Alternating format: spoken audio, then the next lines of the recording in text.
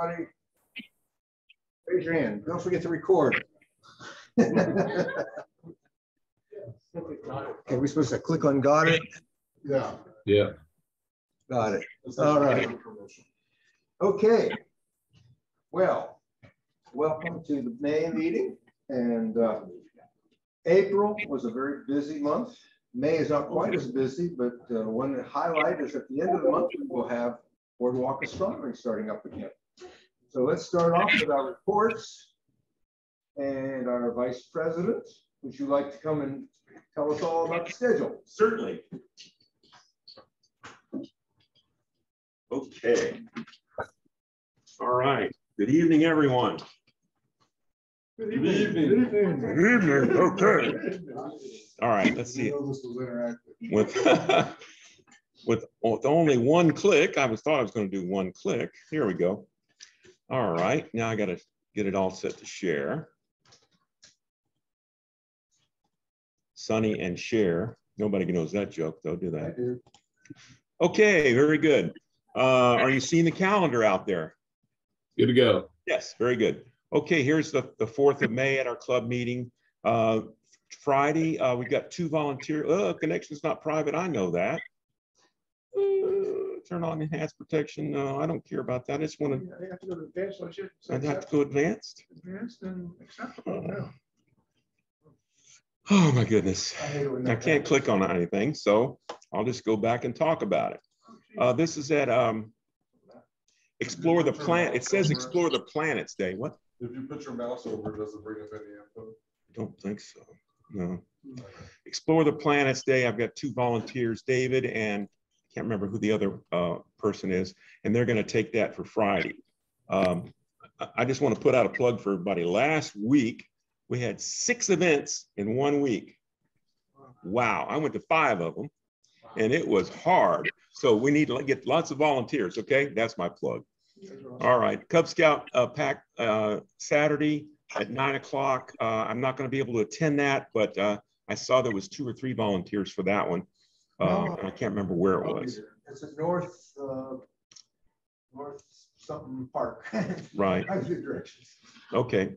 I'm curious why I can't look at it because I'm logged in here. Larimore Elementary, I'm not sure if we're covered on that. I think I'm going to that one. I've signed up for a bunch of them. I think I'm going to that one. I'm not sure who else is doing it, so I can't look at it. Yo Youth Summit is on Saturday. Skywatch is at 8 o'clock. We had something going on at 6 p.m. that was canceled. That was Indian River, and they wanted to vet us and for us to go in and do background checks, and we just said we're really full. We don't have time to do that. We were really busy last time. Corn Watch the 19th, night watch, overnight 20th and 21st. At the end of the month, Garden Stars at 8:30, night hike at 8. I thought, didn't we already have a night hike last? Yeah, there's going to be 4 of them. This okay. The 3rd of the 4. Okay, now that's not the one that was lots of insects. And this is at Northwest River Park. Oh, okay, oh, that Northwest River Park. It was one thing. In the equestrian area, right. Like in the equestrian? Okay, yeah. Good. And that's on the 26th. Saturday, the 27th, 10 a.m. I don't know what it is. It's not showing us anything. Saturday, Sunday, of course. Okay, very good. Let's go to the next page. Am I frozen? I don't know what's going on here. I click back. I don't know what. Click forward. Oh my goodness. Let's see if we can Back Bay. Jeff, in case you can't see it in the chat, Roland said he's going to Larimore Elementary School. Okay, very good. Thanks. Yeah, I didn't see it. I figured you wouldn't be able to see it with all the jostling up here. Well, I'm not going to be able to do this. It looks like I can't even get back, and now it says privacy error and all kinds of craziness. So, anybody have any questions about the schedule? Please do volunteer. We always need lots of help at all these events. One of them, I stick my neck out and say, hey, we can do a solar and an indoor presentation, and that's what they're doing tomorrow. So I stuck my neck out and had 2 people volunteer, and I can't even go. So I was kind of embarrassed about that. Yes. Just because I'm new here, can you give me a feel of which of these events have lots of people attending or? Which of the events have a lot of people and which? Well, that's going to be a huge one with 150. You know, I went to two events and they had 150 on one and 180, but it was all, we were bombarded with these elementary school kids. And it was a lot of fun and they asked great questions. It's really, really good. It tests your skill. And if you don't know, maybe the other guy knows, but it was a lot of fun. Always about black holes, and they want to know everything there, you know, and they don't realize that there's a black hole in our galaxy and things like that. I just learned today that they think there's a black hole inside the Omega cluster. And I didn't know that myself. So we're going to try to set up a small event and go look at the Omega Centauri cluster. Yeah, if you go to the calendar, click on the event, scroll down to the Yeah. it shows the details of the event. It tells how many people they expect, 30 or 100 or 300. Right, that's true. Boardwalk will be the biggest one. Boardwalk astronomy. But and that's at the end of May. Yeah. I can't remember what day, 25th. Tuesday, 25th. But elementary school probably will have over 100 kids there. Yeah. But it's great fun and it's all deductible, you know, your miles and all that stuff. So please do volunteer. We need lots of help. Volunteer, don't forget to log your hours and your miles after you come back, because you can do that in the Night Sky Network. And then at the end of the year, go to the summary at the bottom, or just list all your events, and it tells you how many miles and how many hours you put in. Did everybody hear that? You need to repeat. I don't know either way. Be sure to log your hours in Night Sky Network when you volunteer, because it's all deductible and it does give you a nice summary of all the miles and all the events you did, and especially the miles. And you'd be surprised, because I think I'm up to 30 already myself for this year. Okay, that's it for me. Who's up next? George. Okay. Thank you. Thank you very much. Rich, can you hear us? Yep. Okay, it's time for the treasurer's report. Important. All right. We turn up the volume here. Oh, I didn't do the volume over there. Volume up. Let's see. Not doing anything. All right. So we have a lot of money. I found it. Go ahead. All right. So total across our accounts, a little over $10,000, which is historically pretty high. We have some expenses coming up, but still we're in a really good place. The good news is, if you look at Georgie June, we pretty much wrapped up all our ticket sales, so all that money is accounted for, and we're sitting at $1,900 in that account. So when we pay out the scholarship in the summertime, it's $1,000 scholarship, we'll almost be fully funded for next year. So we're in we start thinking places, we'll be in a really good spot. Primary scholarship, $2,500 or almost $2,600 in that account. So we'll pay out $1,500 in the summer, and we'll be a good portion of the way there. We make a lot of that money from Boardwalk Astronomy. So, as you heard, the first one's coming up. We get like $250 for each one of those we do. So pray for good weather. We'll have more Boardwalk Astronomies, and our primary scholarship will be in better health, or in good health. But general fund, membership continues to be strong. We had 5 new members again this month. That seems to be pretty consistent. I get anywhere from 4 to 6 members new every month. And we're also getting a lot, because a lot of people are signing up for East Coast Star Party. So we've probably collected over $1,000 already for East Coast Star Party, and we're pretty far out. So it should be a good event overall. I need to fix that, because there's 169 members on the roster. Any questions? Yeah, Rich, are you going to have a category in your report for the East Coast Star Party? I can do that if you wish. I think that would be helpful. Yeah, I haven't tallied it up, but I have everything in the income sites delineated for that. So yeah, I could break that out if you so desire. Thank you. Okay, are there any other questions? Yeah, Rachel has one. Hey, hi. I have a question in regard to grants. Is there any interest in applying for any grants? I've gotten a lot of requests to present at schools and camps, and I just wasn't sure like how to go about arranging that with the club. So the question was how, if people are interested in having us at events, how to go about it? Yes, that and whether or not we have any interest in applying for any grants. I'm sure that we would look at any grants. So if there's opportunities you know of, just send them to the officers, George, Jeff, myself. I'll let Jeff talk more about scheduling, because the vice president's job is to schedule events. So people can schedule, they can go to Night Sky Network and put in requests or email Jeff directly at the VP at Back Bay Astro. Or do you have anything more to add to that, Jeff? That's right. I have Rich, if they go to the website, there's a link under the events, and one of the subtitles says request an event. It'll take you right to the Night Sky Network. And that's what, if someone asks me on Facebook, I direct them there, because that way all the information goes to Jeff that he needs. It prompts you for what we need to know, essentially, on that form. Right. So that is the best way, is to direct them to our website, click the events, and it says request an event.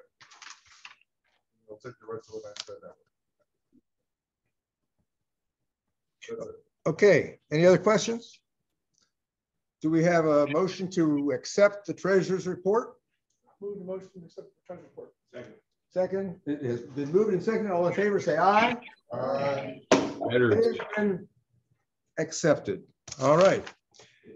Secretary's report. Well, the secretary is not here. I make a motion that we dispense the reading of the minutes. Well, we can't read the minutes because the minutes are not here. Even better. I don't want to go to the website and get them. Motion that nobody else looks them up and reads them. So that's the secretary's report. We did have a meeting last month, and we gave away a telescope, and I'm trying to remember the guy's name. I delivered the telescope the very next day, went to his house, and he was very appreciative, and he signed up to join the club there on the spot. So that's one of our new members. I hope you send his packet out to him, Rich. Sure did. Okay. All right. Alcor report. Bruce Powers. Hello, can everybody hear me? Yes. Okay, I apologize not being able to be with all of you this evening. I am getting over the sore throat that's going around.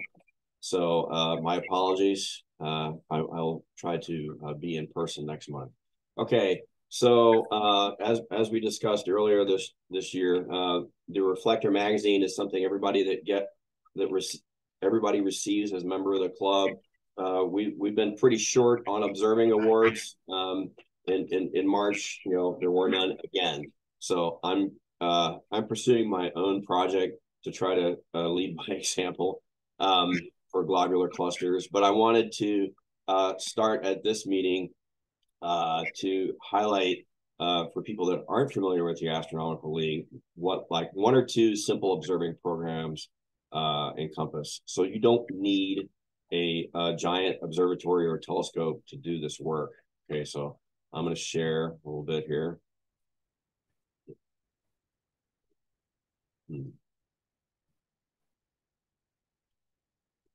Yes. Sure. Okay, can everybody see my screen? Yes. Yeah. Okay.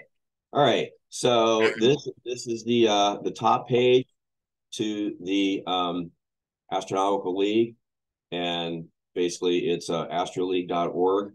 And so if you go to over here on the left, okay, on the left-hand side here, you'll scroll down to a link called Observing Programs, okay? And there's lots of them. Please don't be intimidated by some of the titles of some of these. I'm going to hit two really easy ones tonight. Okay. If you go over here to observing programs A through C, you'll find the binocular double star observing program. So all you need to do this program is binoculars. Okay. Some of these programs have a book that you can order from the Astronomical League that have lists of objects. Okay. What this one in particular does is it has a, let's see. What you can do is download the list of objects directly off the website. Okay, so here's all the double stars that are sufficiently bright that you can find it from most observing locations and be able to find it with just your regular old binoculars. Okay, so again, you don't need a giant telescope to do this. Let me get back to where I was here. Hold on. Okay. So there's the observing list and how each of these programs is set up.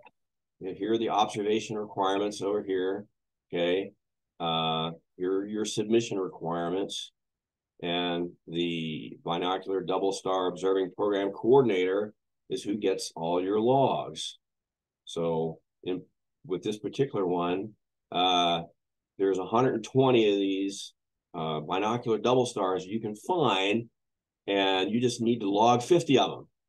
And this web page describes how you log all of your different objects and then submit your stuff for certification. So I want to, continue, the policy change we had during the pandemic and not making me the middleman. Okay.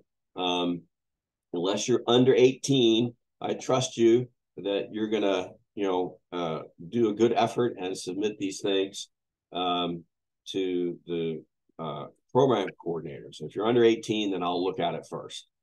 Anyhow, you don't need to go through me anymore. We've had a couple of people over the past 5 years submit directly to the league, and it works very well. Okay, so that's briefly the binocular double star observing program. Then here's one for this. It's for kids, the Sky Puppy observing program.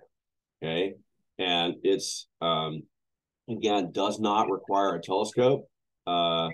To qualify for this, you have to be under 10 years old, and all the child has to do is basically locate 15 constellations, make sketches of them, and find some things inside them. And then again, they submit everything to the program coordinator listed here. Hey, Bruce? Yep. Our club had either the first or one of the first 5 Sky Puppy Awards. Cliff Hedgepeth's granddaughter, her name just slipped my mind. She was our Sky Puppy. She joined when she was about 10 years old, and she got that award, one of the first ones to ever get that award. Right. Okay. So yeah. Anyhow, when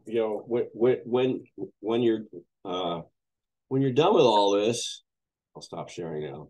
You get a cool pin, okay, and you can put it on your Star Party name tag, okay, and all your Star Party attendee friends will be impressed by how much flair you have. Okay, so anyway, you're blinging, Bruce. I am blinging. You're like ready for the club, man. You just like the VIP for us. Well, I saw other people doing this at the Staunton River Star Party. These are my Staunton River tags.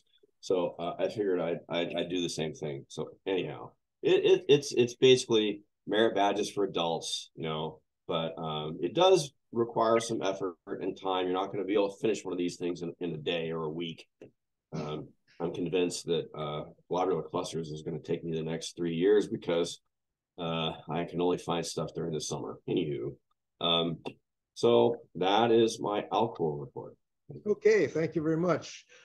Regarding those pins, I used to put them on my hat. I had about half a dozen pins on my hat, but then I'd be out at night observing and I'd lose the pin somewhere in the dark, and I didn't realize it till I got home the next day. And so I don't put pins on my hat anymore, but I like them on that lanyard. That's good. Taylor Christie was her name. Taylor Christie, yes, Taylor Christie was Cliff Hedgepeth's granddaughter. If you do the award, you get put on the website. Yes, your name gets on the Astronomical League website. So if you want to go to an award, see who got that award, you can find out who it was. Okay, next presentation is the scholarship chairman. Ben, would you like to come up here and tell us about what's going on with the scholarship? Okay, so never miss an opportunity to ask for money too. So if you welcome to the club, new members. We saw some new folks here. The club offers 2 scholarships: a $1,500 scholarship from the Back Bay Amateur Astronomers, as well as a $1,000 scholarship from the Georgie June Memorial Scholarship. Great person, was part of our organization for many years and just gave so much to our club. Sadly, we lost her too early, and we memorialized her with a scholarship fund for that, and that's $1,000. So we go and solicit throughout Hampton Roads to schools. They post it up on their sites. The students apply. It requires a combination of ACT, SAT scores, their GPA, 500-word essay, as well as a teacher's recommendation. And then we get those in and compile them. And then around the summer time frame, we award them their scholarships. They come to the meeting and present it. And we also read their essay, which is kind of fabulously fun to read. It's really interesting, all the research and things they do at an amazingly young age. So right now, the packages are due May 1st. So I checked the post office. We have a handful of those that come in. Matt's on the committee, George on the committee, and we'll be reviewing those. I'm going to check it again, give some time just in case the postmark date and they came in late, and get some more.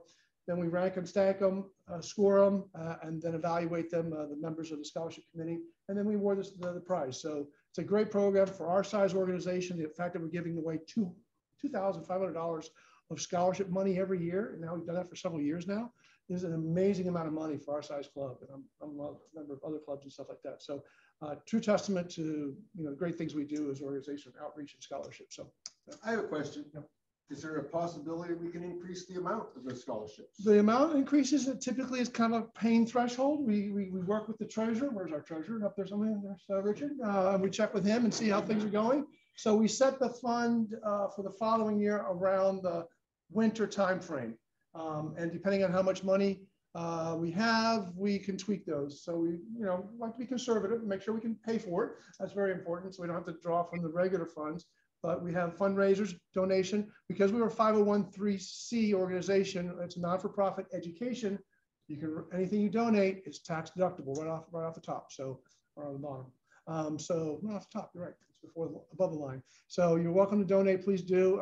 Encourage the employer to donate if they look for opportunities to support the not-for-profit. We have great outreaches. So it's a great program, and we've given away thousands, over $10,000 worth of scholarships over the years. So, all right. Thank you, Ben.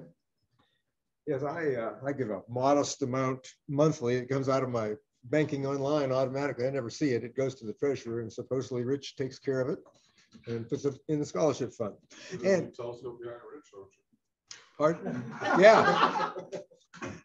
yeah, Rich brought a telescope with it. As far as I know, we got about $850 out of the raffle for the telescopes, and that went directly to the scholarship fund. So that helped greatly to bring up our Georgia June Scholarship Fund. Okay. Should have asked you to stay up here. Is there anything new on the RRRT, the Rapid Response Robotic Telescope? I haven't logged into it yet. If folks that don't know, the RRT Rapid Response Robotic Telescope is on Fan Mountain, a few hours drive from here. It's Norfolk State University, Western University, Virginia Tech. UVA. It's a large telescope, about $1 million, $1.2 million project up there, and our club is kind of like a designated club, and we're kind of a host for it, and we have full access to it. It's fully robotic. It's beautiful. It's large, clamshell dome, and if you're interested, on the website, you get a hold of me or whatever. We'll get you a free account.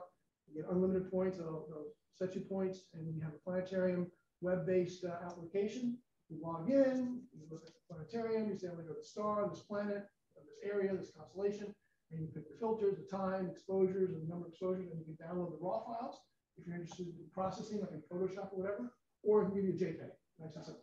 So, pretty nice. Okay, thank you. Next item is old business. I've got a couple things. On the apparel, we have a bunch of new shirts, different sizes, gray and light blue, got large, small, medium, extra large, maybe a couple 2XL. Sean, has the price of the t-shirts gone up? It is going to. Yeah, basically. Are we still charging the same amount? It says 12 on the website, but no one's ordered a t-shirt that I know of recently, and Rich will have to change the code to reflect the prices that I gave you guys in the quote. When you use PayPal, it's like what, $1 added on there, plus the price of the t-shirts is probably going to go to 15. Okay, so what are we selling these for? 12 or for 15? Well, we bought these for 12. So okay, so right now the price for the t-shirts are 12. So if you want a t-shirt, you guys online, you got to come in here and get a t-shirt. Or if you tell me, send me an email, I might even mail it to you. Cost you extra though. We've got t-shirts for sale. Oh, before I forget, we got a door prize tonight. We always try to have a door prize. A month or so ago, we gave away the 2 volumes of sky watching by David Levy. And this month we have advanced sky watching, also by David Levy, Robert Burnham, Alan Dyer, Robert Garfinkel, Martin George, and Jeff Knipe. And somebody needs to mute their microphone. So at the end of the meeting, those of us who are present, those of you who are online, I'm sorry, you don't get a ticket. Has everybody got a red ticket? Yes. Okay, good. Has everybody signed the sign-in sheet? Yes. Good. I gotta win the regular one before I can win the advanced one anyway. I gave away the regular one already. Gave that way last month or the month before. Okay. So you're obligating me. You win the advanced one, you got to go buy the first car. You're like skipping steps here. You should already be advanced, Rich. What's that? Doesn't mean I am. Okay. Next item. Eclipse glasses. We have over what, 2,000? 5,000 eclipse glasses. Getting ready for the we probably got 400. 2024 eclipse on April the 8th. So I meant to bring my box of glasses tonight and I forgot. It's on the website. But you can get glasses that we're going to sell them for $2 a piece. Please sell them. We've already paid for them all. That was a huge amount of money. Yes, it was a lot of money. We paid for them. So now we got to sell them in advance of the eclipse in 2024. So, I also noticed we do have an event that was requested talking about the eclipse. It's scheduled for the October the 10th for, I can't remember who it was, but that was a lady out past Breakaway, right? Cortland, not in Cortland. Yeah, Cortland. And they bought 2,000 eclipse glasses and they're going to give them away. So they're cutting into our profit there. Anyway, but we'll be attending that. Now that's for the annular eclipse. It's going to be partial here. Right. Well, yeah. So you really need glasses to see it. Yeah. For the annular eclipse coming up, if you go out to the west, out to Texas or Nevada or no.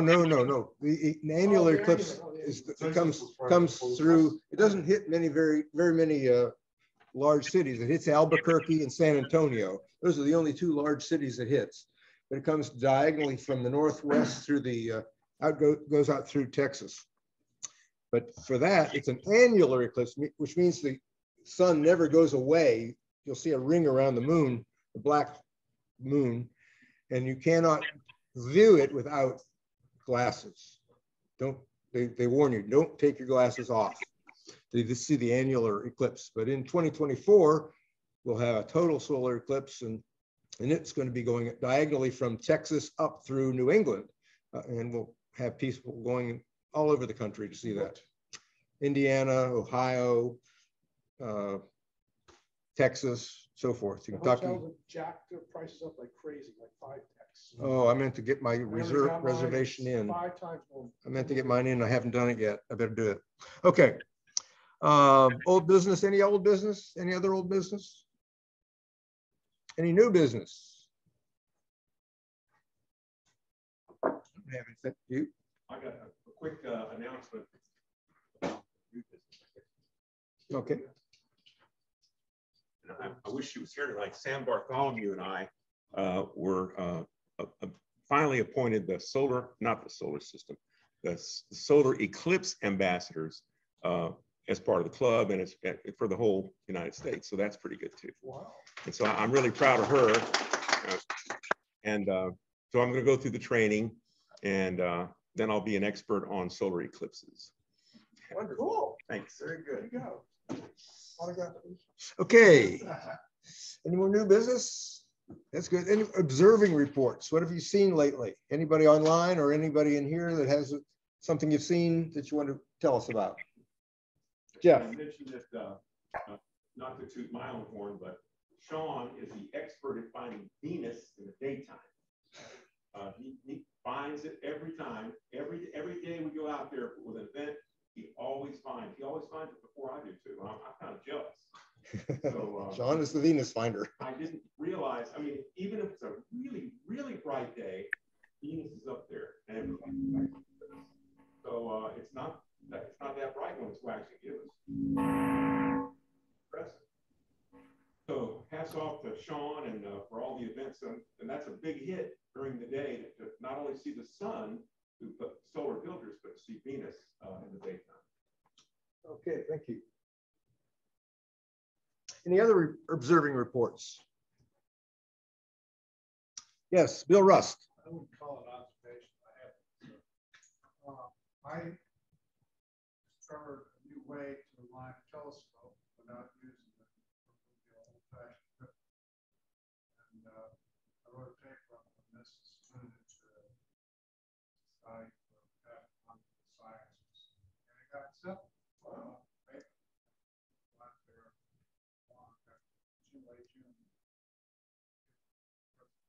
Good. All right. Good for you. Bill's going to give a presentation on his new method of aligning a telescope. Going out to California. Wow. Good. Anybody else with an observing report? Okay. Well, we will go into our. Yeah, meeting. Bruce Polanski. Oh, Bruce, go ahead. I'm sorry. Yeah, Bruce. Go ahead, Bruce. You're muted. You're on mute. Okay, so yeah, I saw lots of cool stuff at the Stunt River Star Party, but I already yacked about that last month. So I don't know if we had any shameless plugs for Sean Lozier's most awesome ECSP home site, but here it is again. So kudos again to Sean Lozier for building this. So be sure to check out the East Coast Star Party. And then May 15th through the 18th, I'm headed up to DC for this Humans to Mars Summit. I may do a presentation on it later this year, but it's a nonprofit that I support that basically advocates, landing humans on Mars by the mid-2030s. So they got lots of, interesting speakers, and I go to this in DC every year. So anyway, looks like fun. That's it. Very good. Thank you, Bruce. Oh, I forgot to mention, as far as observing reports, several of us went out to, what's the name of that park? Dowdy Park in Nags Head, just the first part of this month, or no, the last part of April. And had nice clear skies and about 250 people looked through our telescopes. We had about 5 or 6 telescopes there. Jeff was there, Sean was there, Roland Downing, Jeff Thornton. Well, we did see the day-old moon. And we saw the one-day-old moon, which is unusual because it's very hard. It's a very thin crescent, but it was there. It was visible. And of course, we saw Venus, Mars, and had a great time and wonderful night of observing. Okay, one of my objectives as president for this new year, and I haven't really stated it, but in my mind, I want to have more presentations from our own members. We've had other people come in and give talks, and we've had other things, but some of our members do some really awesome and interesting things. We've had in January, Dan Pelzel talked to us about how he does photo imaging, processing, astro imaging. We had a planetarium show from our member, Leah Flax, who's also our faculty sponsor here. Jeff gave a great presentation on celestial navigation. And there was one other one, it escapes my mind. Yes, yes, Marcos gave his presentation on his meteorite collection and general information about meteorites. So this month, we've got another one of our members, a longtime member, also our scholarship chairman, Ben Loyola, is going to give us a presentation. Several years ago, he built a house, and as part of his house, he built an observatory, and he has built several observatories. Ben is a retired naval captain. He went to the U.S. Naval Academy, got an engineering degree, served 30 years in the Navy, retired as a captain in 2013. He had been flying A6 intruders, landing on aircraft carrier. And since he's been in the civilian world, he's an entrepreneur. He's established an engineering firm, and he has worked for the Navy, some things, and done some other things. He's built several observatories, 5 observatories, in fact, one of which is his own. He's also a scholarship chairman, as you know. So I'm going to have Ben come up now and tell us about his observatory. Twisted my arm, George. I wanted to see this thing, huh? All right, what do we got to do here? How do you share this screen? Just click on that green thing at the bottom. Green button at the bottom. What? We got to get this thing full circle. Wait, oh, escape. Zoom. Zoom. Share screen. And we want to do this guy right here. Share that. All right, and then get into the presentation mode. Oh, there you go. Does that work? Someone give a thumbs up? Yeah, it looks good. Looks good. Cool. Let's change that to group. Let's see. Now I'm getting schooled. There, right. Show grid video. That's not what I want. I want to show. I want to minimize that. There, Is it this one? That's what I want to do. Hide. There you go. All right, that works. All right, cool. Okay. So start off, one of the most important things, once you do get home observatory, you do need those Latin longs. It goes in every software application that you use. So real good GPS system, and get as precise as possible, and the altitude as well. It all goes in the atmospheric calculation, stuff like that. But I wanted an observatory. The wife wanted a house, so don't tell her that. I built a big observatory. So this was the original design, which became reality. Typical roll-off roof observatory where you have a scope come down. And the issue is, if you want to look down low on the horizon, if you don't have a lift system, you'll be cutting off part of the sky all the way around. So the scope sits on top of the lift with a split roll-off. I didn't want the sheet hanging way off the outside. So it's actually split roof, and you'll see that in a second. Right above the bathroom, right above the kitchen. So it's up there in the sky. This was the construction of the house. The telescope sits on a beam that crosses here. This is poured concrete, 8 inches here, and it goes across this upper area. And this is the beam that sits upon. It's 16 by 16 inches, full of rebar, full of concrete, 5,000 PSI concrete, nice and sturdy. No vibrations, it doesn't go anywhere, and that's good. And then the floor floats around it, so there's no vibration involved on that.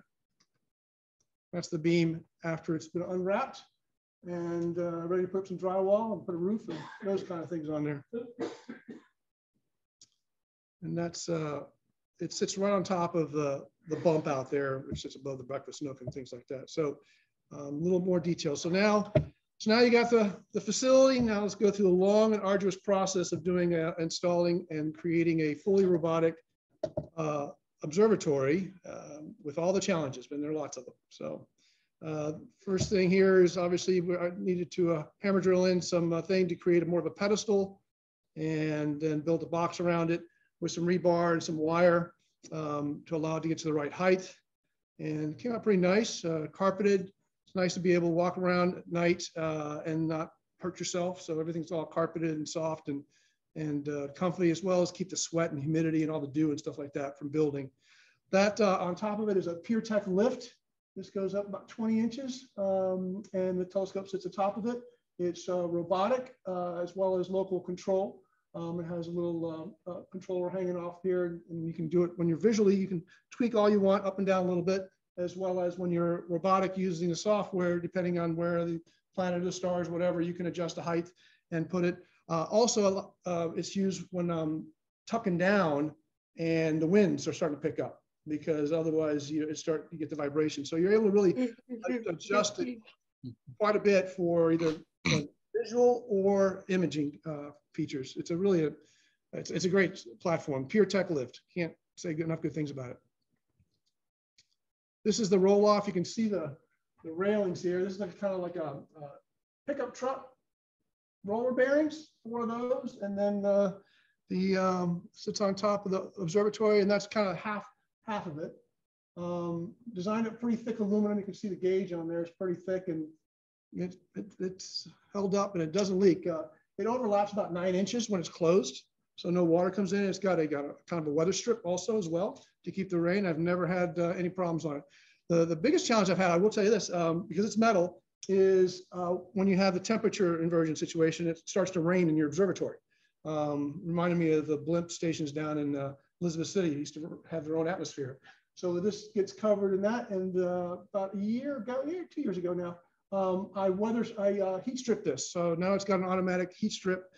So as soon as the temperature drops down, it doesn't do up anymore, because it would start dripping on everything, my papers and drawings and telescope, and didn't like that. So now it works. Little heat strip, it just peel and stick, and has a little thermostat that's glued to the metal. And once it hits the right temperature, it starts heating up. It's about 150 watts. Does a pretty good job and keeps the dew off on the inside. This is a mechanism here. Little electric motor before all the wiring gets in, but the cable system, that was quite mental gymnastics trying to figure out how to get one go one direction in the gearing and the ratios and get the timing, because one's longer than the other one's a ratio. And every one of these little cams, and these were machined, and I actually went to sprockets and had to get the right number of teeth on sprocket to get it to go maximum opening as well as closing properly and tight up against the weather seal. So that was fun with limit switches and stuff. So you end up spending, once you have an observatory, you never stop working, tweaking, adjusting, as you know, astronomy, not much less your telescope, all the other stuff that goes along with it. So, but that ended up working good. Of course, you had to have your own control panel to do that. So inside the telescope, astrophysics, I actually purchased that from Bruce Bodner, our old member. I haven't seen him in a while. He was an eye doctor. Yeah, he's got bad back problems, so he can't lift the scopes anymore. Yeah, he sold me as a beautiful astrophysics 1200 mount. It is beefy. It is awesome. The way the mount's almost 100 pounds by itself. And that's what sits on top of the PureTech lift. It's equatorial, as you can see. So you got the shaft, the right ascension and declination shafts there. And it's just a fantastic mount. It's a beast. I have now it's covered. How do you do full screen? Can you do that? It's a Celestron C14 is what I have now. The Schmidt-Cassegrain, if you don't know, Schmidt-Cassegrain has a whole bunch of optics here. The light comes through here through a corrector plate that covers the whole intake of the telescope. And then it bounces off the rear cell here, which is the main cell, then bounces off this one, which here it shows attached, but it's actually not. It has 3 adjustment screws to adjust the depth as well as the alignment here, and then goes to your optics, eyepiece or whatever, or camera or CCD. So all this has to be collimated and gotten pretty accurately and pretty exact to get the most out of your telescope. It comes from factory, but imagine it bounces around pickup trucks and flatbed trucks, and finally goes up to a few stories and finally gets mounted, and box gets open. So there's a lot of optics, lots of screws, and you want to laser line all that to get it just right so that everything that comes in here bounces, it comes back. So now you got your telescope, but we're not done yet. So we got an observatory, we got a telescope, we got a mount. Not done yet. So here's some of the issues. All telescopes have this stuff, really. Reflections internally. They come from factory with not the best black finish on the inside, and I'll go through some of that. You saw that big hunker mirror on the back side, so you have mirror flop depending on where it's looking in the sky. Cooling that mirror, you have the backlash in the gears, you have the periodic error on the worm gear, the primary worm gear, both right ascension and declination, but mostly right ascension. And then the polar alignment, orthogonality, as well as pointing and tracking. All these issues have to be addressed one at a time, tweaked so that you can truly have a robotic telescope. So you called an engineering firm, right? Yeah. Loyola Enterprises, yes. And my good friend, he hasn't seen him in a while.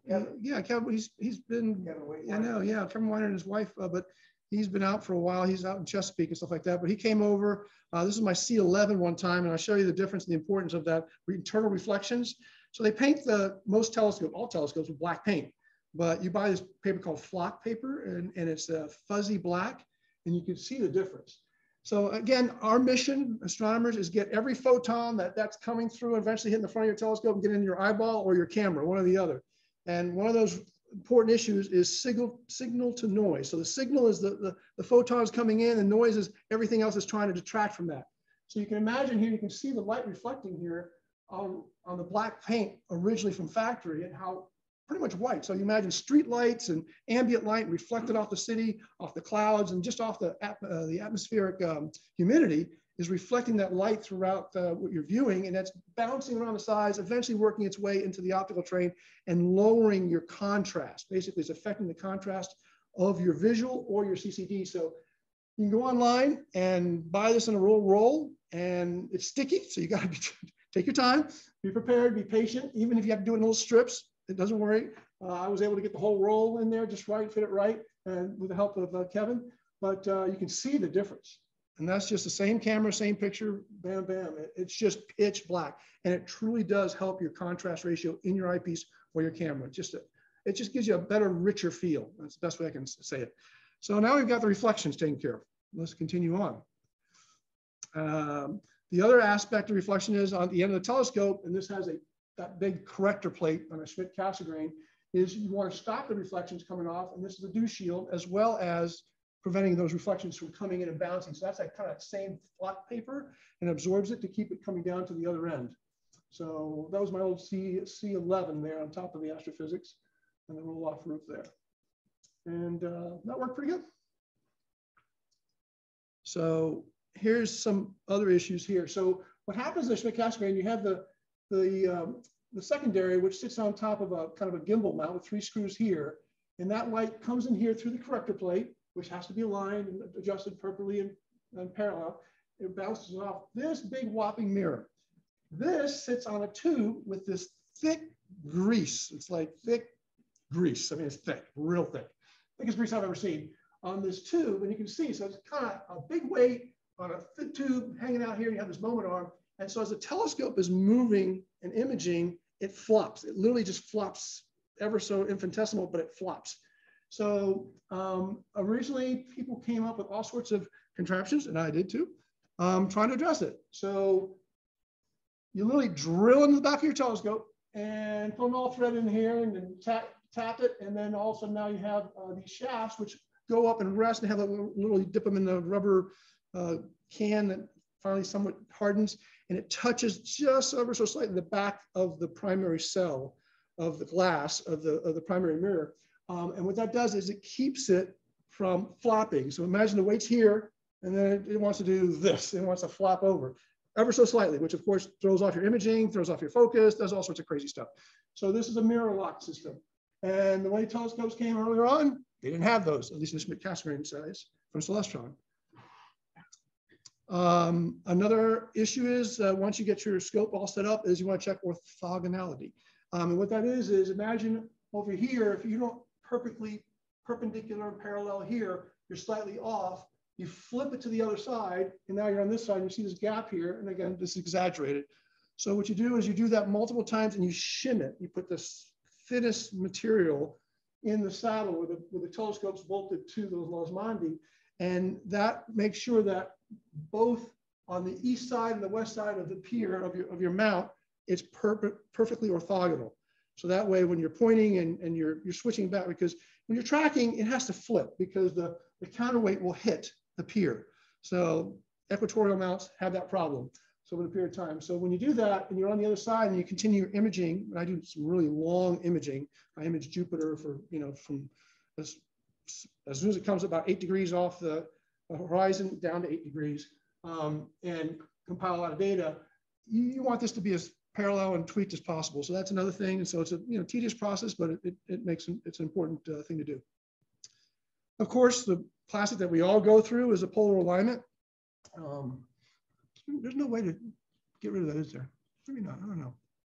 Let me see. Try to click it off to the side. Does it make it go away? No, I guess not. Leave now. Optimize here. So no.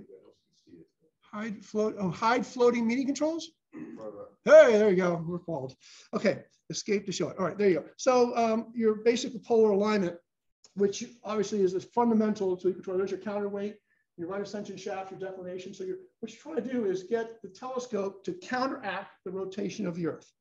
And that requires a polar alignment. And everybody says, oh, Polaris. Well, Polaris is to the north. It's good for approximating the mariners and heading that way when you're camping, but it's really not true north. And you can do it visually with actually a little telescope that slides in the hollow shaft here, or you can do it with an imaging to get ultra precise. Of course, if you're going to do a robotic telescope, you're going to do ultra precise polar alignment. Do it once, lock the system down, and then it's going to be counteracting the rotation of the Earth as perfect as you could bet. You perfectly fine. You do that with 2 adjustments. One here is the altitude adjustment, and this is a screw here with a little handle, and you tweak that up, and then you lock these Allen wrenches down, and then these you turn, and it's got a slight adjustment. So you get a crudely close eyeball, and then you get this as close to center here. You get your altitude based on your latitude, about 36 degrees north, and then you start adjusting it. Your software will tell you go up, down, left, right, east, west, north, south, and you make all the adjustments, and then you go back and image, and go back and image, and go back and image, and after a few hours, it's like spot on. How do you know where true north is? You look at Polaris, and if you get Polaris just visually, and then the software takes it over from there. The way you do it through the center of the optic is there's actually a diagram at the time of year where true north is in reference to Polaris. It paints the primary stars around Polaris, and you tweak it, just shows the correct year, and then that's pretty accurate, good enough. But if you're doing long-term imaging and you're trying to get this thing as right as possible, really to do scientific work, you want to use the imaging process, which uses a camera and software to do a very, very accurate polar alignment. So, and it does the same thing that your eyes do it, but to much more precision. So, okay, you got the telescope mounted, it's on your lips, on your observatory, and there's a few more gears and things to take care of. Backlash. What happens inside a telescope is you have a worm gear on your right ascension. And this is pretty much spinning along, ticking along, controlled by your software, the internal brains of this stuff, based on the rotation of the Earth and counteracting that.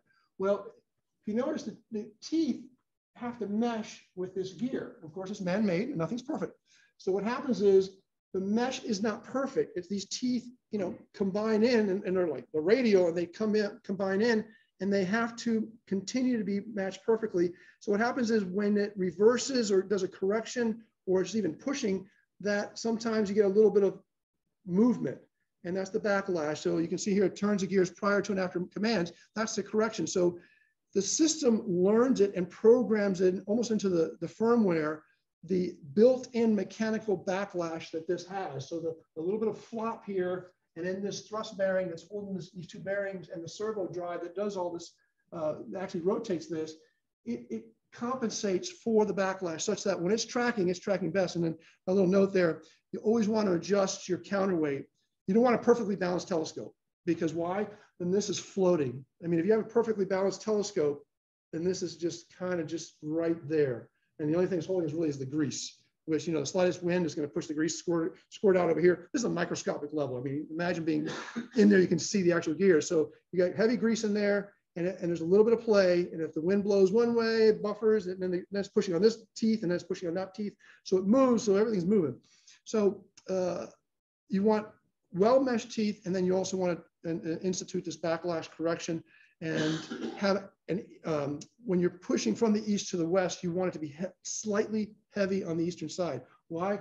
You always want to ride on the side of the gear. So this gear is always pushing the telescope up. It's always spinning. This worm gear is always spinning and pushing on the gear train constantly. You don't want it to float. So a perfectly balanced telescope is not a good telescope. So a little heavy on the east side, just a little bit heavy on the east side. There you go. So we got backlash now, right? So we got mirror flop backlash. Oh, there's one more. So here's the other aspect process, the worm gear. So this worm gear, of course, man-made, is tried to be a perfect cylinder and tooth and stuff like that. It's spinning around.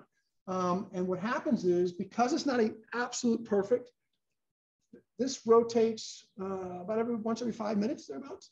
And so you start getting a periodic error. So as you're doing it, and when it's on one part of the worm, it's going faster. And then it goes another part of the worm, it's slowing down. But still going in the right direction. But so you're getting this wobble effect. And that's the periodic error correction. Comes from the factory. Recommend you do your own. And so there's a periodic error correction that you actually flash back to the mounts program, and it compensates for that as well. So that's just one more thing you tweak once you get everything all nice and tight and moving. See, is there anything else here? How do you adjust for that? Glad you asked. So let's look at the importance of it here. So imagine, it's like, God, this is like really infinitesimal stuff. It is, because here's make sure everybody understands this stuff. So imagine a circle, 360 degrees, right? You have stars around the world, 360 degrees. So that's 21,000 minutes. That's 1.2, 1.3 seconds. When you're imaging and you're doing really precision work, you're down in the 10th of an arc second, or about 13 million segments around a 360 degree circle, 13 million. So it's really precise stuff. So all the stuff adds and trying to get rid of as much error, as much flop, as much deviation as possible, trying to get some real good important data out of it. So what happens, this is one program, PEM Pro, and what this does is, this is the actual full rotation, where is it right here, 382 seconds for one full worm period, or about, what is it, almost 60, so it's almost about 6 minutes, yeah, a little over 6 minutes. So every time it's rotating around, it's a little faster, a little slower, a little faster, a little slower. So this thing rotates, does multiple times, and does a fast Fourier analysis of that, and which is this next one. And that tells you that, like, in one fundamental circle of rotation, it has a 10th of an arc second of error. This is the phasing. And then in 2 cycles per worm, so that's every half circle, it has a much higher. Interestingly enough, you see, this is the engineering lathe and machine and the polishing, has a bigger error halfway around. And then there's some other smaller ones that get less and less and less, a third of a rotation, a fourth of a rotation, that kind of stuff. So this does the analysis. It does a curve fit and then applies that in reverse.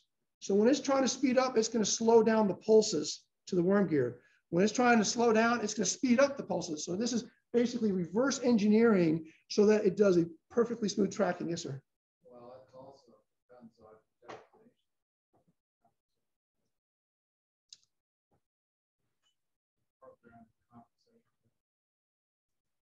This complicates, good question. It's the right ascension gear, which is not affected by declination. It's right ascension. So it's moving at the normal rate.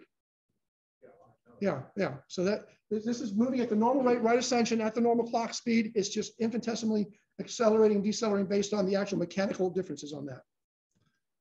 All right. So got that one out of the way. Let's look at pointing. So now you want to tell a telescope on your system to go to someplace. It's got to know, it doesn't know where it really is. You have to set that up unless you spend the big bucks and do optical encoders. And optical encoders are very precise. It's like, you saw the 1/10 of an arc second. An optical encoder will take you to 1/100th of an arc second. So it was like over 100 million rotational increments. And that tells it, the telescope knows exactly where it is. And therefore, if I tell it to go point someplace, so you avoid this issue. Short of that, you have pointing errors to say, I want you to go over here. I've told you where you are, and it points over there, but there's all sorts of other things. You think this mass, the counterweights and all that stuff, and everything flexes. You know, plastic flexes, metal flexes, the stainless steel shaft flex, everything flexes ever so much. So now it's got to learn that. How do you do that? This is a program, map points, and imagine you're sitting inside a planetarium, you see all the stars. Imagine like 200 stars. And what it does is it goes to one star and it says, okay, I'm here. I think I'm pointing, I've been told to go to this position. It does a plate solve. It calculates where it actually is and then records that information. So it does this like 200 points in a whole half sphere, or as many as you want to, basically. You can do 10, you can do 200. And then it creates a point model of where it's pointing. So when you tell it to go here, it says, oh, I know here is not here. Here is over here because I already went there, and it saves a little file on the point model. So that way now you have a very good precision. And that accounts for the flexure of the scope and the atmospheric refraction and all sorts of other things. Temperature, humidity, all feed in this as well to really make that point cloud very precise. This is in your computer and it does it every night when you set Yeah, up. so through I'll show you the flow through here. So through the ASCOM, when the planetarium software says go here, it goes through the point model and says, here is not here. And if it's in between all the points, let's say you did 50, right? 50 scattered points or 10 scattered points, it will interpolate between the points. So it has a model, a kind of a mesh, imagine a kind of web of points, and it can interpolate between those actual physical points based on this point model. So that when it goes, it's pretty accurate. So you can see here a scatter point. These are all the scatter points here. 367 arc seconds of error. It's all over the place, right? So after the thing, it brings it down to less than 30. So like less than 1/10, which is pretty reasonable of pointing accuracy. And then after that, you still have to do a plate solve with your camera if you're doing that, which means you take the picture, it says, okay, that's where those stars are at. And now I know exactly where the telescope. It's called plate solve. Yeah. Do you use like more like advanced programs, or do you use like simple stuff? Like These are all astronomy programs that there's shareware, you pay for depending on the level of use you want to have. And there's lots of pieces. You'll see the different pieces do different things. There's some all in one now. The Sky is a very capable, expensive program that does a lot of all this stuff. I'll show you. Like NEMA or What's that? Do you use like, what do you use for like the major programs? Coming right up. Good questions. So now we've taken care of the pointing model. So now we've taken care of all those errors on the gears, where it's going to. How am I doing on time? What time is it? You got 30 minutes. All right, good. So this is what the ultimate goal is. This is what happens. And I had this happen on imagery. I thought, what's wrong? Oh, mirror flop. Okay, I forgot to tighten down the mirror. And what happens is you take a picture and looking good on the thing, all of a sudden goes boom. It's like, what caused that? Was it wind? Was it the mirror flop? Was it the optical array on your camera? What caused that? And ultimately, you want a nice tight star pattern. You don't want zigzags. You don't want streaks, any of that stuff. So that's tracking error and stuff like that. So the goal is that if you tighten all that stuff down, of course you can't control wind. You get a buffeting wind, it's going to throw everything off, and that's why you tuck back down, like I talked about earlier, with that pier lift. But if things are calm, and I typically don't, no more than 5 miles per hour at most, and the weather station keeps me on track on that because it really does buffet this telescope. And sometimes I'll remove the dew shield. I'll make up for the dew shield. I'll take that because it's hanging out another 2 feet in front of the telescope, the dew shield. And you can imagine that's out there plus the telescope height. And now you got this 4 foot, 3.5 foot length image out there in like a sail, and it wants to be pushed around by the wind. So ultimately, you don't want to be obviously messing up your imagery because you're imaging for several minutes and it just destroys everything. And the goal, like, asteroid tracking, you're trying to pick up these infinitesimal, like not this guy, the one next to it, like a 24th magnitude blip, 23rd magnitude, you're imaging that for like 5 minutes. You're just trying to pick up that little speck. And like this guy here, this guy, and some of those guys. But this is like saturated. This blows your saturation on your imaging off. So you don't want those guys. You want to be nice and dark.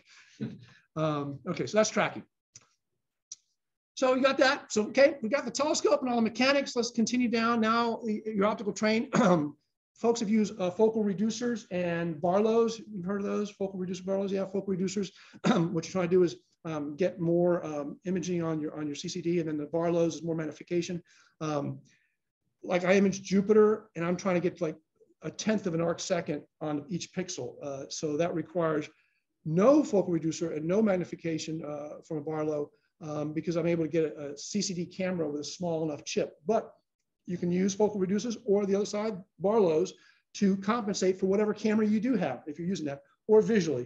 People will have like 1 or 2 eyepieces, and that's really all you need. You get a focal reducer on one side, or you get a Barlow on the other, and now you have 6, 8 eyepieces because your Barlow changes your ability. But the other thing, and the reason I did this chart is a curve fit, is a Barlow might be at f3.3. Well, guess what? Depending on where you put it on distance affects the magnification. You can see that what's happening here, how much of a deviation. So on the ideal spot, that Barlow or that focal reducer will give you a certain magnification, but you can also play with it if you're trying to achieve a certain size of image on your pixel on your camera. So just kind of put that out there.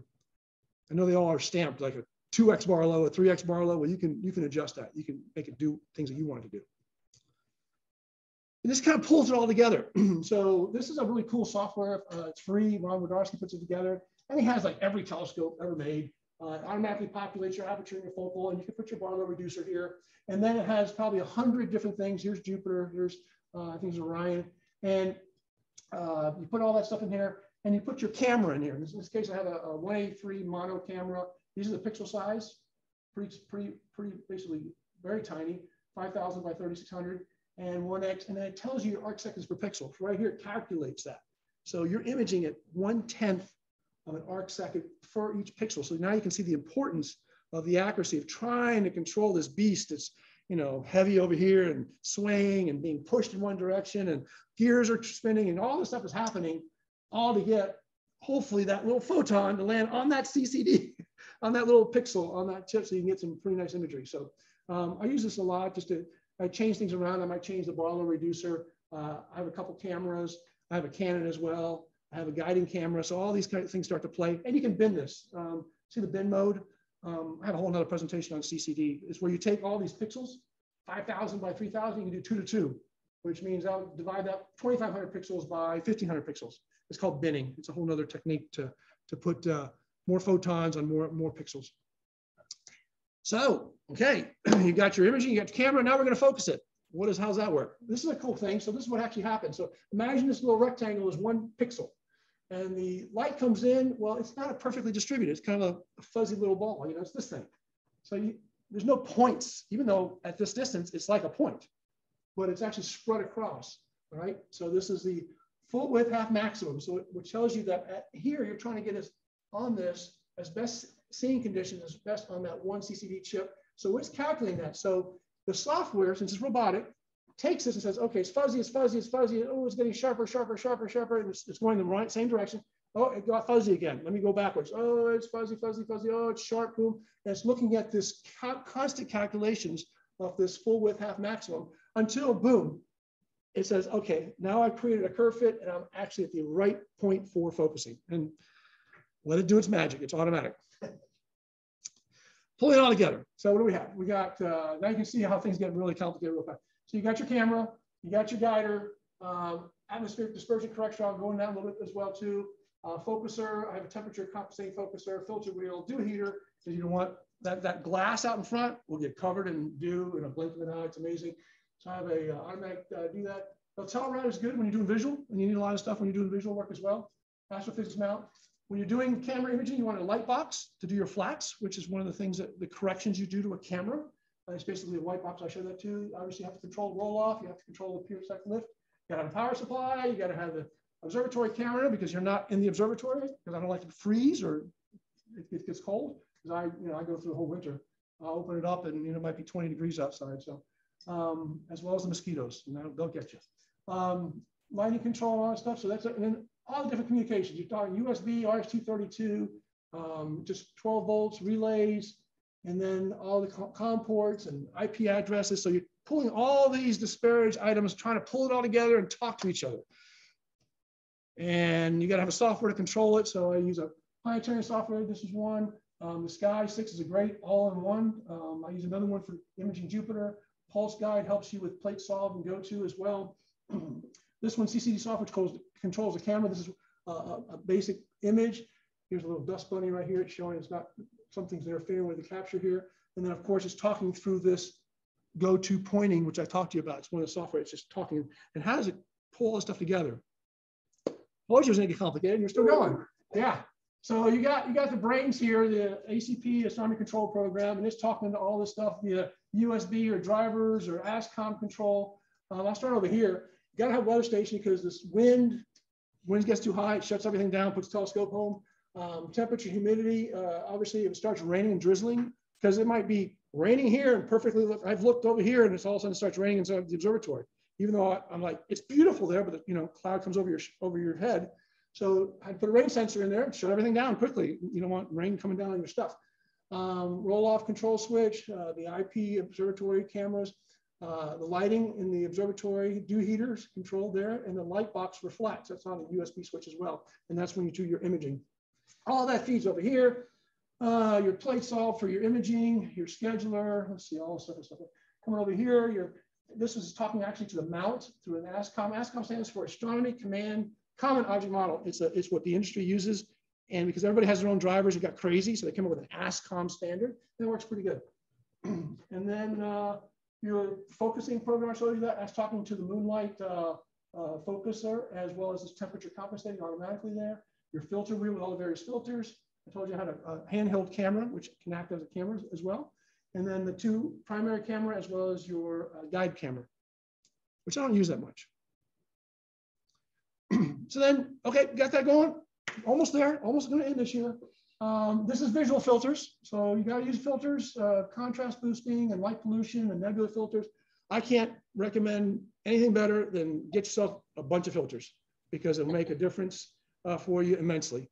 The filters carry different aspects of what's happening, whether it be, this one takes off just the glare of the moon to do that. This one allows more nebula stuff, and really it notches out, I have a whole other presentation on filters, but it notches out various aspects of the light pollution, and it does a really good job. So these are some of the ones I have there, and then you get a little more expensive and a little sophisticated for the imaging on a CCD, and then you get into some, red, green, blue on simple. I use the Johnson thing for imaging Jupiter here, which has specific frequencies.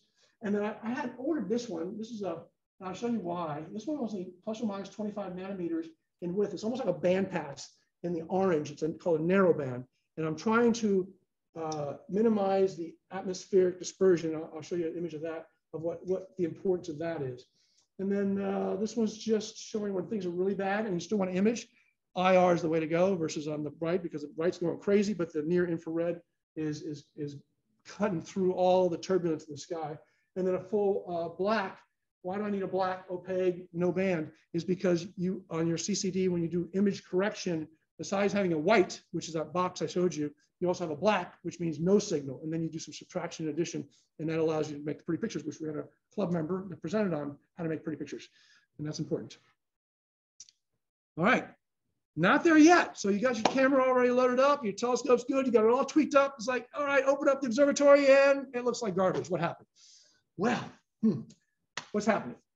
This is happening, a boundary layer. So you open up your observatory. Let's say the telescope was at 73 degrees, home temperature. And now it's nighttime and the temperature's dropping down. It might be 50, it might be 65, whatever. So you have this boundary layer stuck to this hunking big piece of 14-inch glass, about 1.5 inches thick. And it's creating this mess of eddy currents and stuff like that. So people have come up with like, tube currents kill seeing, because you got this eddy current. It's almost like your image is on fire, and literally it's boiling in the eyepiece. And you see that. You got to let it cool down. You got to get rid of this boundary layer. You got to get the temperature equalized.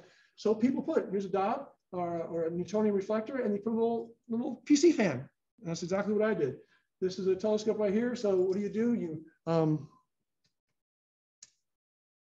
got to be brave, but you take a hole saw.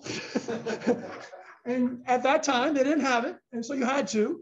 You just had to. I mean, you got this big hunking pipe, and it's carbon fiber in essence. So it's like perfectly sealed. And it's like, wait a minute, how am I going to cool this beast down? I got a piece of glass in there, and this is starting to get cold. And now I'm getting eddy currents, and it's on fire for 1.5 hours. And I'm wasting observing time. And the beauty thing about observatory is like you push the button, and you know when you do that, and you go observe, and you're very efficient in observing. So here's a little muffin fan. You drill the hole here, drill the hole for the on-off switch, run the wires behind the mirror here, and then we'll make sure it filters, because I've had spiders walk themselves home and create a little nest in here. It's amazing. I was like, what in the world is all this speckle? And like, I look in the front of the telescope, I was like, it's a spider, you know, spiders and its babies. So yeah, make sure you put your filters on there, and that worked great. You know, seal it, and you turn it on, knocks it down like less than half the time. Yeah, it's about 15, 20 minutes, you're good to go. That was my C11. Celestron finally got it right, and but not all the way right. They gave you these little oval vent holes on the new models. So the vent holes, that's the back of the actual mirror, and the spider that holds the mirror right there, 2 little screws, and there's one on the opposite side. So off to the 3D printer, make a little mount that's perfectly on the right curvature, little muffin fan, and that sits back in there, and the other one points in the opposite direction, creating a swirling pattern. Break that boundary layer off the face of that mirror as quick as possible, and right off the bat, even if it's not thermally stabilized, because you're swirling it and it's creating a centrifugal force, it's flattening out that eddy bubbling current, and you're basically saying, I want you to be perfectly tornado in there, and you're creating a tornado to allow everything, and you can see it works excellent. It works excellent.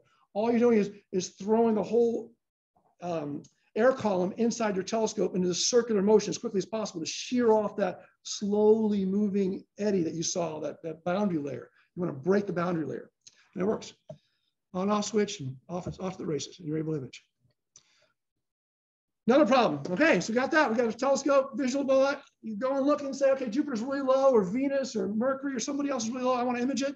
And bam, what happens? Well, you got this beautiful image that the sun's out here, is reflecting off, in this case, Saturn, is coming through the atmosphere, and like, boom. What do you see? You see this blue up here. You see the green and blue all split apart, the red. You take a picture of it, it's like, God, muddy. It's muddy. So what happens is literally is the atmosphere is creating a prismatic effect, and called atmospheric dispersion. In essence, your pictures is exaggerated, but depending how low it is, it's not so exaggerated. You get the spreading of the colors. So how do you fix that? Voila. I'll show you actually what happens. Here's Jupiter, and I'm not sure how well it's coming through the web on the web, but this is probably the best thing. You can see here, this is without a ADC used, and this is with, and this is pretty high up actually. It's much more significant lower down. I imaged down 8 degrees. You can see kind of the details here. See how much sharper it is down here, and see some of the fingers and different features. And what you try to do, I do impact detection on Jupiter. You want to pick up the slightest blip on this stuff, so it's got to be as good as possible, because it will spread everything. It will spread. A blue filter will spread because it's the whole spectrum. So you're taking a picture of blue, red, green, but within the blue, you have a range of frequencies of light. And so even within the blue, even between all these different colors, it's spreading it apart because of the atmospheric dispersion. So you still want to correct for it, even though you're doing monochromatic, especially black and white. So you say, okay, I'm gonna go out and get yourself a ZW atmospheric dispersion corrector. Anybody see a problem with this thing? It works great, but any ideas? Come on, somebody's like, what do you think is the problem with that? Fit into your eyepiece. It fits in your eyepiece, and the camera sits on the other side, or your eyeball sits on the other side. So what happens is there's 2 little prisms in there, and you're supposed to counter it based on the elevation of your image, whether it be visual or on your CCD camera. See a problem with that? The issue is these little screws control the prisms on each side. So you got to tweak this one, tweak that, tweak this one. So as soon as your finger touches telescope, there goes your picture. I mean, you cannot touch your telescope, as you know. I mean, you touch it with an eyepiece trying to focus, So this is dysfunctional. So back to the printer, back to the drawing board, and voila. So what did you do? So go to the 3D printer, do a couple of servo drives, very precision servo drives with a little voltage corrector and a little microprocessor in there. Has a little script program, little USB connection, and voila. And so as the telescope changes in altitude, I've programmed a script in there, and it will slowly, ever so infinitesimal, can't even tell on the imagery, it just moves these levers ever so slightly, and therefore does all the corrections. So if you did it with your finger, just move one, it'd be off your screen. You would take 5 minutes trying to find Jupiter again. I'm telling you, it's that crazy. That's how off it is. But by doing it this way, doing one and the other at the same time, and getting the programming correctly just right, it works like a champ. I should box it up. But it works great. It works great. Okay, so we're almost there, and we're doing good on time. So I'm almost close to wrapping up. So then you say, okay, Do you have a home observatory? Do you have a portable observatory? Whatever. All right. Some basic guidelines. Best to do imaging when objects are high in the sky. Why? That atmospheric dispersion. If you have all this gear and all this stuff you've done, get it as high so that the column of atmosphere above you is as small as possible. Close to the sea because you don't want that turbulence. And as high in altitude as you can, like Fan Mountain's up at 3,800 feet. Out further out in the western part of Virginia up at 5,200 feet. And of course, you go down south in South America. Of course, they've got them in Hawaii at 10,000, 12,000, 15,000 feet. You can't even breathe up there. So then why? Because you're getting rid of the atmosphere. And of course, stay away from heat sources. What do? We roll out our telescope from our garage or from our bedroom. You take it outside, you put it on the asphalt outside your house, and you say, why does it look so horrible in there? And you got all this stuff happening. You know, the asphalt and the concrete is boiling and you're trying to observe with it. It's just, everything's out to get you. Everything's out to get you and deny you the use of those beautiful photons. So just a little observing location guidance there. And then ultimately, no matter what you do, even with all this stuff and all this prep and all this determination is, seeing conditions will nail you no matter what you do. And you just can't control that.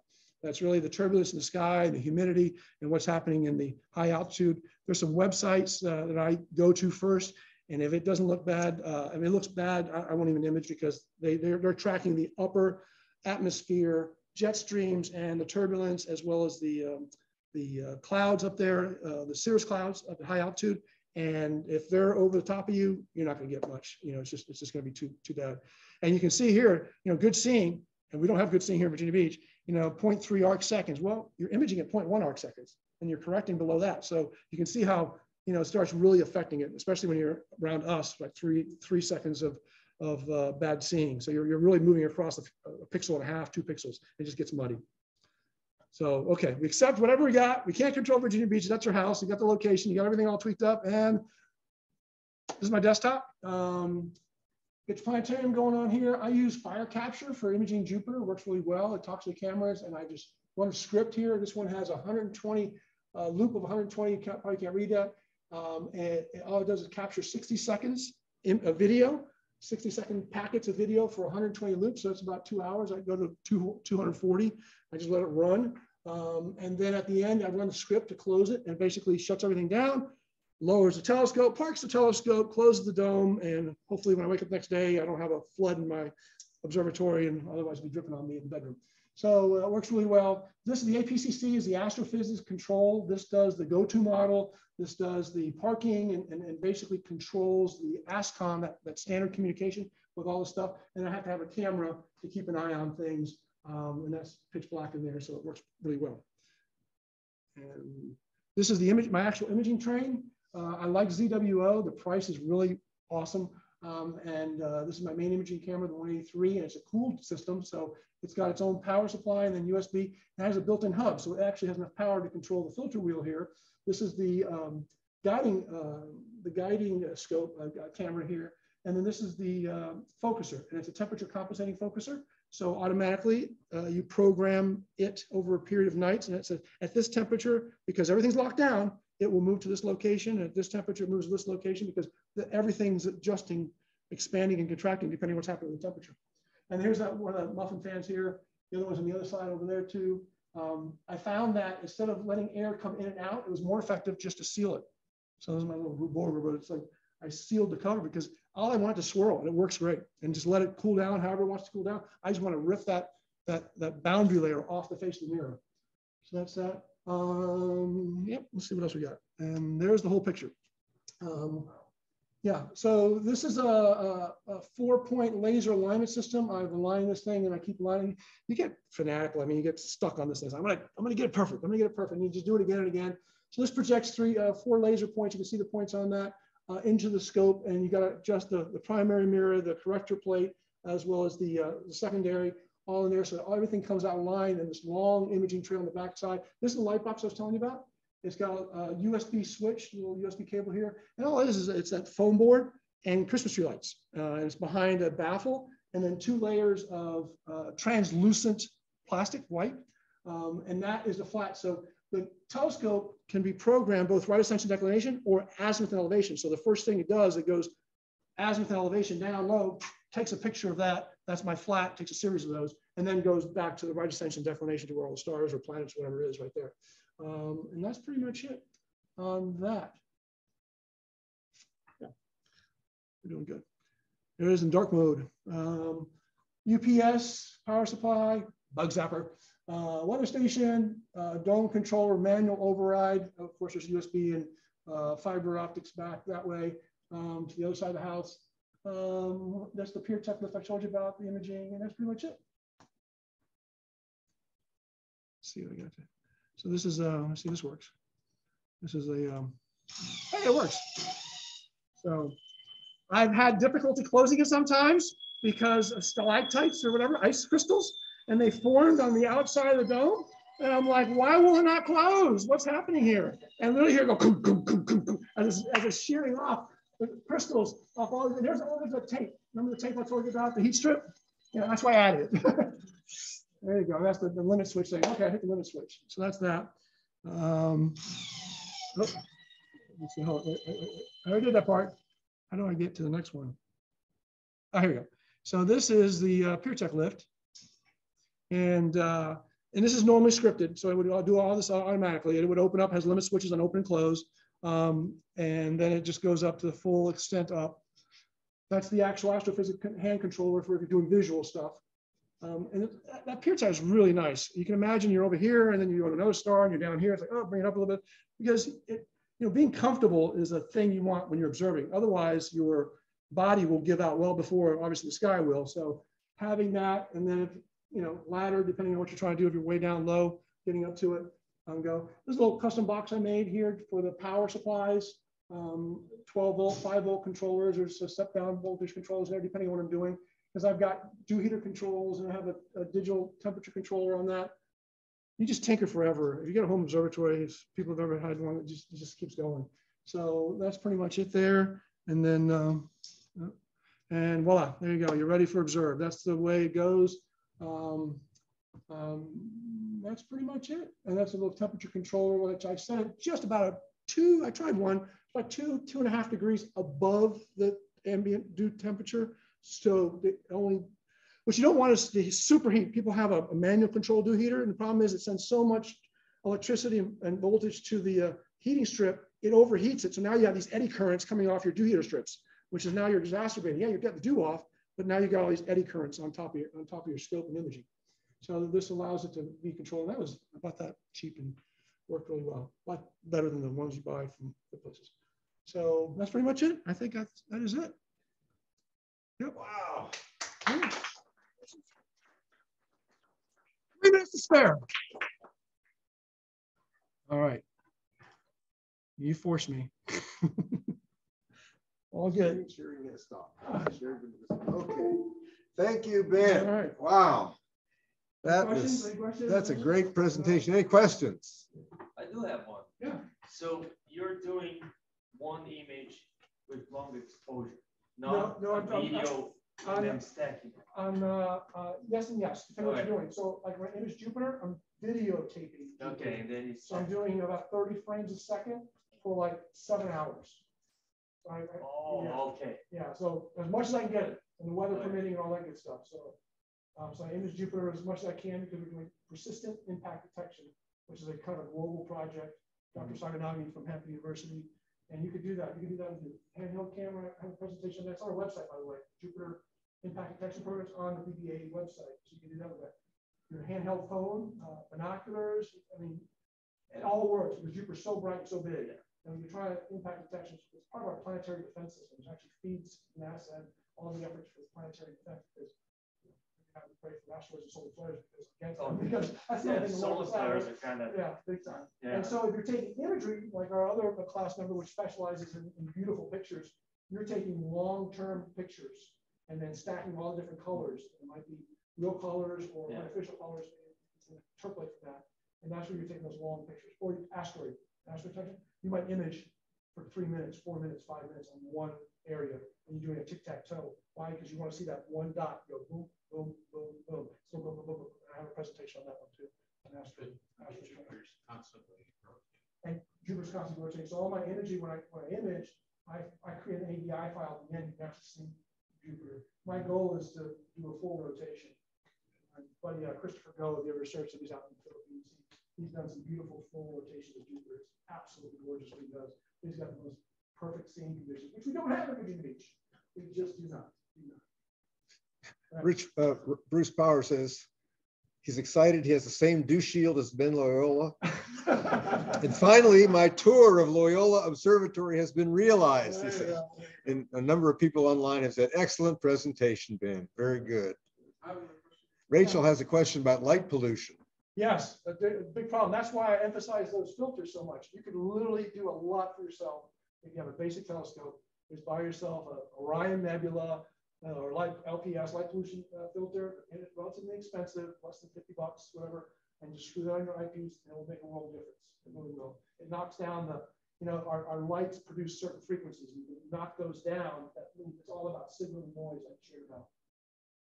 Bruce also asked, how would you manually adjust that ADC, whatever ADC means? By those two handles I showed. Okay, he said Raspberry Pi controller. Oh yes, there's a little controller. Actually, the servo has a little controller that you can buy, different 2-channel, 10-channel, 15 channels. It's for robotics and stuff like that. So it comes with its own little software program, but you can script it. So I have it scripted so it starts at a certain position and it ends several hours later at a different position, and it's just constantly adjusting all the way through. So do you sometimes get meteorites or yes, ISS? Yeah, ISS. I've seen ISS. I've seen satellites. I've seen all sorts of stuff. Obviously, falling stars all the time. Yep. Okay, well, thank you very much for that. Oh, another question. What's that? For stacking and processing. For stack, okay. So I use the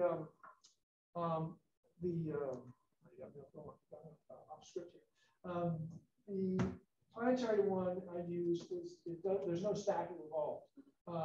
Afterwards, there's post-processing with a couple of WinJupos is one, which does the interpolation. What it does is it takes all your flat picture, it has a sphere as a model of Jupiter, and it takes every frame and wraps it in another frame and wraps it. So you figure you're doing 30 frames a second as Jupiter's moving around. It's doing this. And then all of a sudden you have to process it. I have a presentation on that.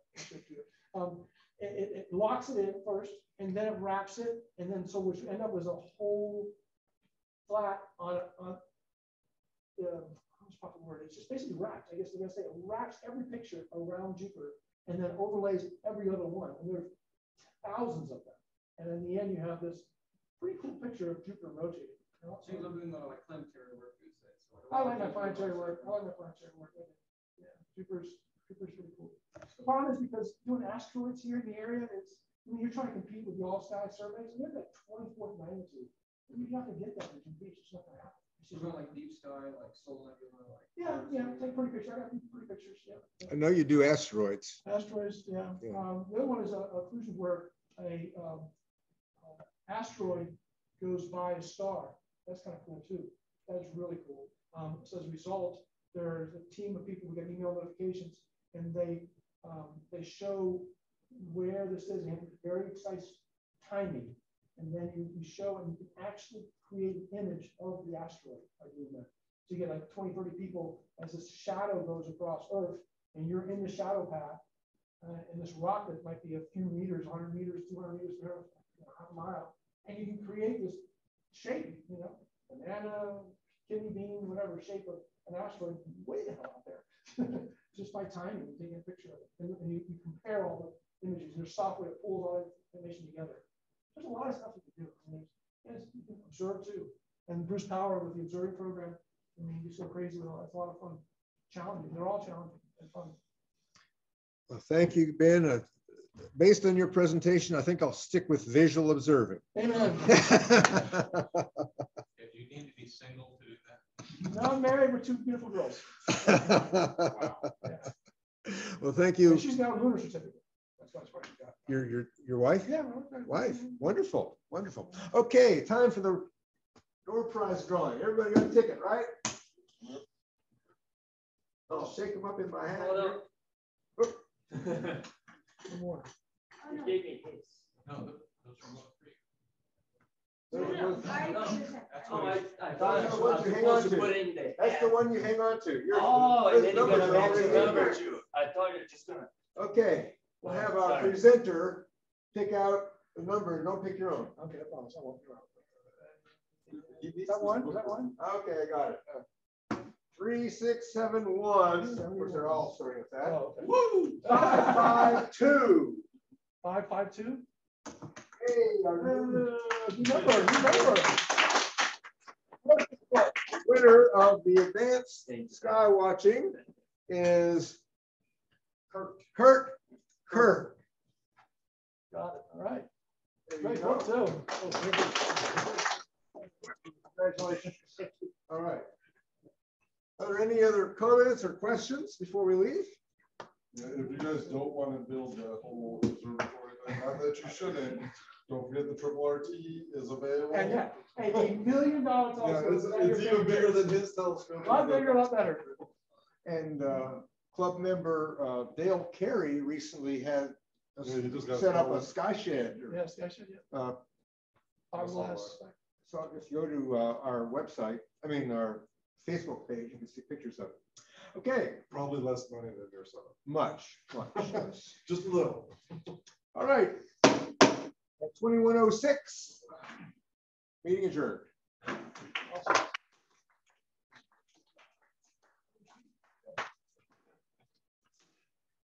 Then have you got an image of Jupiter over there?